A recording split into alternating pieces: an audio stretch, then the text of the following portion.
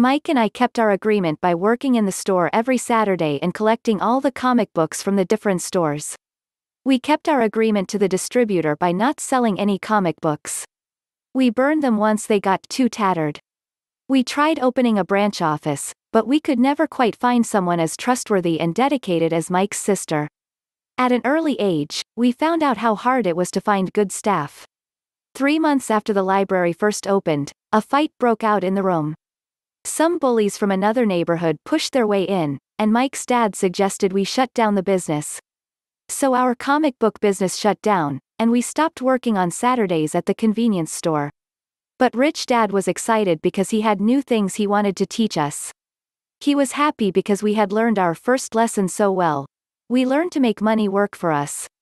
By not getting paid for our work at the store, we were forced to use our imaginations to identify an opportunity to make money.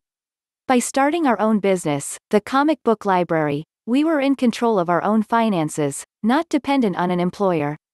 The best part was that our business generated money for us, even when we weren't physically there. Our money worked for us. Instead of paying us money, Rich Dad had given us so much more.